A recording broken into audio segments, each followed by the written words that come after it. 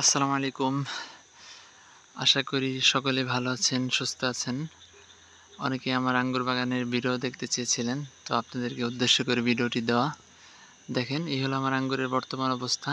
আলহামদুলিল্লাহ খুব ভালোভাবে বড় হচ্ছে, থোকাগুলো ঠিকঠাক আছে, সব দিক দিয়ে পারফেক্ট। পাকা শুরু হবে ইনশাল্লাহ অল্প কিছুদিনের মধ্যেই। দেখেন থোকাগুলো একেবারে ফ্রেশ, সুপার ফ্রেশ বলা চলে। আমাদের বাজারে যেরকম আঙ্গুর আমদানি হয় বাহির থেকে, সেম কোয়ালিটির আঙ্গুর, মানে দেখেন একেবারে ফ্রেশ, কোনো দাগ নেই, মাকড় নেই, কোনো ঝামেলা নেই আলহামদুলিল্লাহ। তো ছোট গাছে মাত্র 1 বছর বয়সী ছোট মাতৃ গাছ ধরছে, কিন্তু খুব ভালো ধরছে। দেখেন ছোট, এখানে বেশ বড় থোকা, কিন্তু বেশ বড় থোকা আলহামদুলিল্লাহ, অনেক বড় থোকা। ঠিক আছে, এই যে এখানেও আছে থোকা, তারপর এই যে এখানে আছে, এই যে এখানে আছে আলহামদুলিল্লাহ বেশ বড় সাইজের থোকা বলা চলে। এই যে, তো এখানে তো একসঙ্গে কতগুলো আসছে দেখতেছেন আপনারা। এটা আসলে একেবারে ছোট গাছ, অল্প বয়স্ক গাছ, এই কারণে তুলনামূলক একটু ফলন কম আসছে। আমরা আশাবাদী এর চেয়ে আর অনেক বেশি ফলন আসবে ইনশাল্লাহ। আমি আরেকটা গাছ দেখাচ্ছি আপনাদেরকে। এই যে এটা হলো সেই গাছ, দেখেন অল্প একটু জায়গাতে কি পরিমাণ ফলন আসছে, আল্লাহর রহমতে কি পরিমাণ ফলন আসছে আসলে বলে বোঝানো যাবে না। অল্প একটু জায়গা, এরকম ফলন যদি হয় বাংলাদেশে, হ্যাঁ সব কিছু ঠিকঠাক থাকে, এরকম ফলন যদি বাংলাদেশে হয় আর কি লাগে বলেন। ছোট্ট একটা গাছে এতটুকু জায়গাতে যদি 2-3 কেজি ফল হয়, এতটুকু জায়গাতে 2-3 কেজি ফল হয় এবং এই ফলটা কন্টিনিউ হয়, সব কিছু ঠিকঠাক থাকে, আমার মনে হয় না যে আঙ্গুরে আমাদেরকে পিছনে ফিরে তাকাতে হবে। আশা করি আমরা আঙ্গুর নিয়ে অনেক এগিয়ে যেতে পারবো ইনশাল্লাহ। তবে সময় সাপেক্ষ, সময় লাগবে, হুটহাট কোনো সিদ্ধান্ত নেওয়া যাবে না। এখন খুব ভালো হচ্ছে, এই কারণে আপাতত বাণিজ্যিকভাবে করা যাবে না, দেখতে হবে দীর্ঘ সময় এগুলো দেখতে হবে, গবেষণা চালিয়ে দিতে হবে। ঠিক আছে, ফল সব কিছু ঠিকঠাক মতো থাকে কিনা, গাছের রোগবালাই হয় কিনা, কন্টিনিউ ফল দেয় কিনা, এগুলো সেট আপগুলো বুঝতে হবে। তো অনেক আসলে প্লাস মাইনাস এখানে আছে, একেবারে সহজ ভাবলেও হবে না, একেবারে মামুলি ব্যাপার ভাবলেও হবে না যে আমি বাণিজ্যিকভাবে গাছ লাগিয়ে দিলাম বিশাল পরিসরে আর খুব ফলন আসতেছে, ফল বিক্রি করে কোটি কোটি টাকা ইনকাম করবো, এরকম কিছু না। বাকি পার্সোনালি খাওয়ার জন্য, পারিবারিক চাহিদা মেটানোর জন্য তো অবশ্যই লাগানো যায়, কারণ এরকম ফলন হইলে তো আপনার পরিবারের চাহিদা অবশ্যই মিটবে। জানেন আঙ্গুর উচ্চমূল্যের একটা ফল, সাধারণ যে আঙ্গুরগুলো আছে বাজারে, অতি সাধারণ আঙ্গুর, এগুলোই 500, 600, 400 টাকা কেজি আর কি। আর এগুলো যে উন্নত ভ্যারাইটি, দামি ভ্যারাইটি, এগুলো অনায়াসে আপনি 800, 1000 টাকা কেজিও বাজারে পাবেন না। তো এই ফলটা যদি আপনি নিজে উৎপাদন করে খেতে পারেন, এর চেয়ে সুখের, এর চেয়ে শান্তি এবং এর চেয়ে আত্মতৃপ্তির আর কিছু হতে পারে না, এই আর কি। বাকি বাণিজ্যিকভাবে বিপুল পরিসরে বা বৃহৎ পরিসরে করাটা আপাতত আমার মতে অনুচিত হবে, কারণ আপনারা আরও কিছুদিন দেখেন, ওয়েট করেন, নিজে 10টা 20টা নিয়ে ট্রায়াল দেন, ভালো রেজাল্ট আসলে আস্তে আস্তে আপনি বাগান বৃদ্ধি করেন, এটা আপনার জন্য, আমার জন্য, সবার জন্য লাভজনক হবে। আর যদি আমার মতো, আপনার মতো আমরা যদি বেশি লোভ করি যে অল্প সময়ে খুব বেশি টাকা কামাবো এবং আগে আগে টাকা কামাবো, লোভ করে খুব টাকার জোরে যদি খুব বড় একটা বাণিজ্যিক বাগান করে ফেলি, সমস্যাটা হবে কি, আপনি আজকে বাণিজ্যিক বাগান দিবেন লোভে পড়ে যে আমি খুব কোটি কোটি টাকা কামাবো, শেষে যখন আপনার রেজাল্ট খারাপ হবে, হয়তো আপনার ট্রেনিংয়ের অভাব, আপনার জানার অভাব, বোঝার অভাব, শিক্ষার অভাব, বা রোগ ব্যবস্থাপনা যে আছে, সার ব্যবস্থাপনা, এগুলো ঠিকঠাক রাখতে পারেন নাই, ফলন কম হবে, ফলন খারাপ হবে, অনাকাঙ্ক্ষিত ফলন হবে, তখন মিডিয়াতে প্রকাশ করবেন যে না আমি আঙ্গুর চাষ করে হতাশ। তো হবে কি, অঙ্কুরেই এই সেক্টরটা ধ্বংস হয়ে যাবে।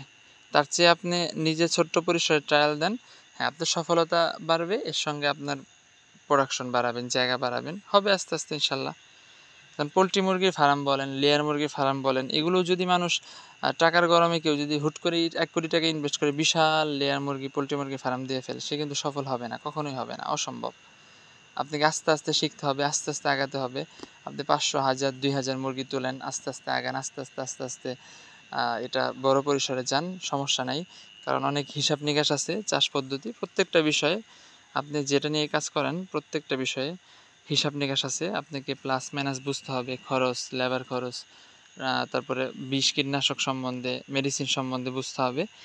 বোঝার পর ধীরে ধীরে আস্তে আস্তে বাণিজ্যিকের দিকে আগাবেন, আস্তে আস্তে বাড়াবেন, এতে হতাশ হবেন না। আমি বারবার এগুলো ইউটিউবে বা আমার ফেসবুক থেকে প্রচার করছি এই কারণে, যাতে করে আমরা যারা এই সেক্টরে প্রবীণ, অর্থাৎ ফ্রন্ট লাইনে যারা এই সেক্টরে কাজ করতেছি, ভবিষ্যতে যাতে আমাদেরকে কেউ দোষারোপ করতে না পারে যে ভাই আমাদেরকে সতর্ক করেন নাই, বা আমরা আপনাদের কাছে ভুল পরামর্শ পাইছি, এরকম দোষারোপ করতে যেন কেউ না পারে। এই কারণে বলতেছি, আপনার যতটুকু ক্যাপাসিটি আছে, মানে শখের বসে যতটুকু ইনভেস্ট করতে পারবেন করেন। কারণ মানুষ শখের বসে ইনভেস্ট করে। আপনি যদি শখের বসে 20,000 টাকা আঙ্গুরের প্রজেক্টে ইনভেস্ট করার মতো সামর্থ্য থাকে করেন। 20,000 টাকা দিয়ে তো মানুষ একটা ঘড়িও কিনে, 50,000 টাকা দিয়ে মানুষ একটা ঘড়িও কিনে। তো এটা করতে পারেন, সমস্যা নেই।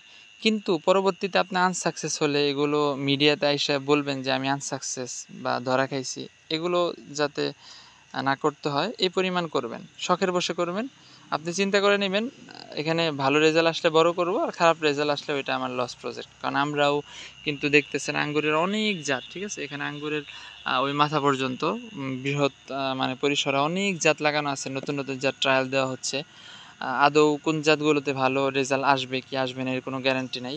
তো আস্তে আস্তে আমরা ট্রায়াল দিচ্ছি, দেখছি যেগুলো ভালো ফলন হচ্ছে ওগুলো চারা করতেছি, করে আপনাদের কাছে বিপণন করতেছি, শখের বাগানীদের মাঝে ছড়িয়ে দিচ্ছি, ঠিক আছে? অনেকে মনে করেন যে ডাল লাগাইলে চারা হয়ে যায়। চারাটার এত দাম রাখার কারণ কি? একটা চারা 600, 800, 1000 টাকা কেন রাখেন?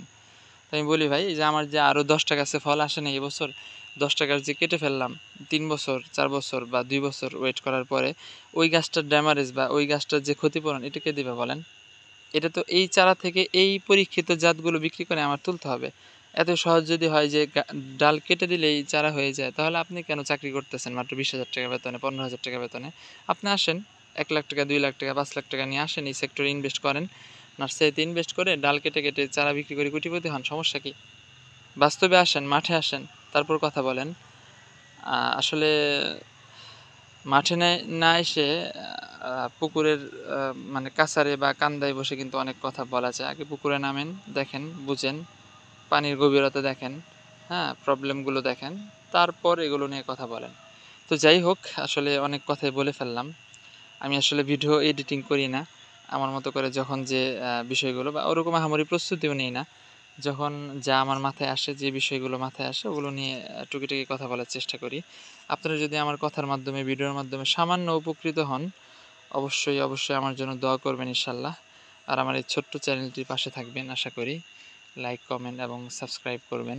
ভালো থাকবেন সকলে, সুস্থ থাকবেন, এবং আসুন আমরা সকলে বেশি বেশি গাছ লাগাই, এবং বাংলাদেশের কৃষি সেক্টরটাকে অনেক দূর এগিয়ে নিয়ে যাই। আসলে একার পক্ষে কোনো কিছু সম্ভব না। সবাই মিলে যদি আমরা কাজ করি তাহলে হয়তো আমাদের পক্ষে অনেক কিছু সম্ভব। দেখেন বাংলাদেশে এখন যদি বর্তমানে 20 কোটি মানুষ থাকে, 20 কোটির থেকে আমি যদি 15 কোটি মাইনাস করি, ধরেন প্রাপ্তবয়স্ক মানুষ যদি 5 কোটি থাকে বা 4 কোটি থাকে, আজকে যদি প্রত্যেকে 2টা করে গাছ লাগায় বাংলাদেশে, তাহলে হবে 10 কোটি গাছ। 5 কোটি মানুষ যদি 2টা করে গাছ লাগায়, মাত্র 2টা করে গাছ লাগায়, সর্বোচ্চ 2টা গাছ লাগাইলে আপনার কয় টাকা খরচ হবে? 2টা গাছ যদি আমরা লাগাই প্রত্যেকজনে, 5 কোটি মানুষ, 20 কোটি থেকে 5 কোটি মানুষ যদি মাথাপিছু 2টা করে গাছ লাগাই, তাহলে এটা হবে হলো আপনার 10 কোটি গাছ। আর একটা দেশে যদি প্রত্যেক বছর 10 কোটি করে গাছ লাগানো হয়, তাহলে আশা করি আমাদের অক্সিজেনের যে ঘাটতি বা পরিবেশ দূষণ, ঠিক আছে, বা তাপমাত্রা নিয়ন্ত্রণ আশা করি হবে ইনশাল্লাহ। তো সকলেই ভালো থাকবেন, সুস্থ থাকবেন, আমাদের জন্য দোয়া করবেন। আসসালামু আলাইকুম।